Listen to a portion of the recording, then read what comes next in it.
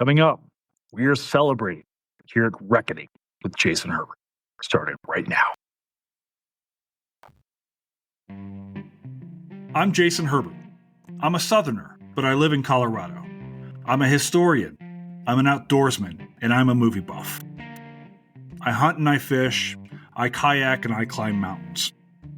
I like to explore old places and ask new questions. I'm curious about the world. And this is a reckoning.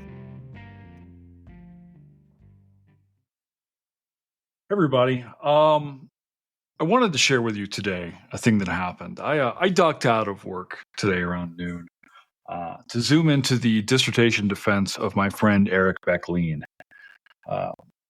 Eric and I started together at the University of Minnesota back in 2015. We were two members of a cohort of 11 graduate students, hoping one day to become real, actual historians.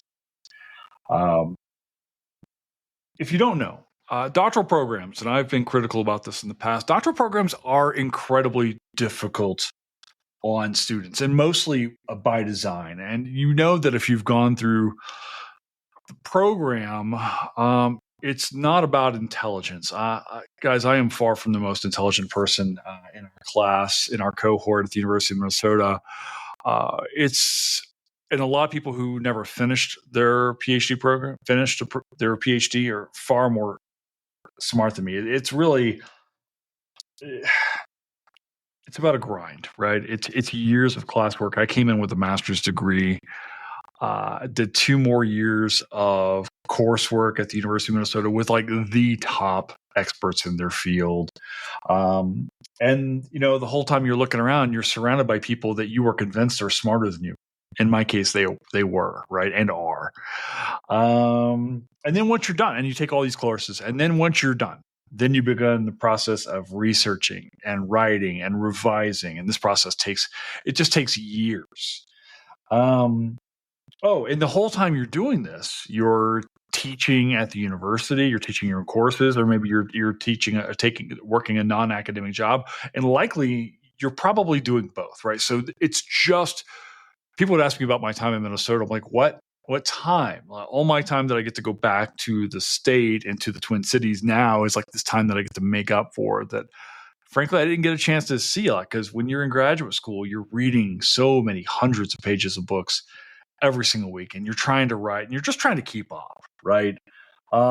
It's difficult. And I'll tell you this, nobody gets through their PhD program accidentally. It doesn't matter where you go. Name whatever school you want, whether it's Ivy League school, state school, whatever that place is. All of the programs are difficult. They're all stocked with amazing scholars who are pushing you as hard as they possibly can to get to places intellectually where you don't even know exist in your own self. And then somehow over this process, it happens, right?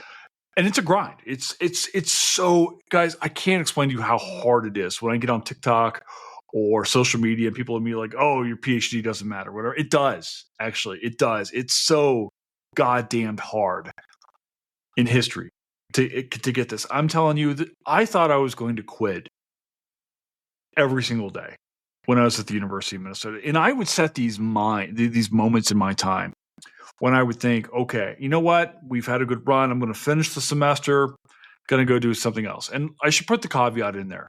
Like, if you don't finish your doctoral program, that doesn't make you like any less successful. One of the great things you can do is figure out that this is not what you want to do and go on to do other things that make you happy. That's a thing. Like, and it does getting your PhD is not the end goal of your life's achievement. It doesn't dictate your self-worth or anything like that. But if you do go on to finish, it's so hard. And I thought I was going to quit all the time. I remember I was going to quit after my first year, after my first semester, after my first year, after my second. I took a year off after finishing my coursework, and it just kept going. And that's really what it is. If you want to finish your PhD, you just keep going. It's not about intelligence. Because if you get into your doctoral program, you're already a smart person. Like, there are tons of smart people out there. You don't need a PhD to say you're smart, right? So one of the things that you do when you're in a doctoral program is constantly question this, and it's like you have to tell yourself, like, I'm smart enough to be here. I just have to do the work because it's supposed to be hard. You're supposed to be trying to find the best of the best. At least that was the case at the University of Minnesota and at so many other amazing institutions. So one of the really important things that has to happen when you get to your graduate program is you need friends. You need friends to get you through the program. And my friend Eric, who defended his dissertation, was exactly one of those people. He's one of the first people I met. When you come in, you're part of this cohort, you're like 11 people, and you're all together, and you're all just like, you're like little ducklings trying to like shelter in the wind or whatever. It's like you're just trying to stick together. And eventually you kind of find your people. And Eric, unlike me, he's a native Minnesotan. So he became especially important because he would show me and introduce me to all of these different places and cool little things about Minnesota that I didn't know about. It's probably well established now that I actually love Minnesota. I love the Twin Cities. I love every second when I'm back there. And much of that is because Eric like would take me when we'd have rare free time. He's like, hey, come take a look at this. Let's go to this little town over here. Let's try this great chicken place or like whatever, right? I mean, he just knew the place. He had an infectious love for Minnesota. And I like to think that really kind of rubbed off on me and kind of spread to me also a love of Minnesota. The point I'm trying to get to is like your friends in graduate school become what gets you through graduate school. I think you guys know I was going through a divorce. I was an older student. I was 37. I'm living in a basement apartment with a roommate for the first time. I'm like, whatever, right? I was miserable. And then you're trying to get through the hardest thing possible intellectually. How do you do that? Well, you get through that with friends like Eric and my other friends, Abraham or Ori or Patrick or Kent or Lauren or Jasmine or these other people who are there for you. And they are helping you break down books before class. They are reading your work. They're helping you revise. They're making you a better writer. They're grabbing a beer with you when you just do not feel your best. And Eric was one of those dudes. Man, he would just show up unquestionably for me. And I like to think that when there were times that he needed me, I was also there for him, right? And man, that was awesome. And I was telling his advisor today, who was chair of the department, and she's still very close to me. It's like, Eric's been my friend for 10 years. There was no way I was going to miss his dissertation defense. And for me, that like every person that I've tried to go through as many dissertation defenses as I possibly could because I had mine a few years ago. It meant so much. A lot of you showed up. I think we had something like 90 people show up, like 95 people show up at my dissertation defense online back in 2022. It's a big deal to me for all the people that I went to school with to, if I possibly can, to be there for them. And Eric, the reason I'm telling you this is like, he's just the best dude. And he and my other buddy Abe are going to come on next week. We're actually all going to talk about our time at the University of Minnesota. We all had wildly different experiences. Eric's a native Minnesotan. Abe is from Zimbabwe. I'm from God knows wherever. So we have these really different experiences and stuff.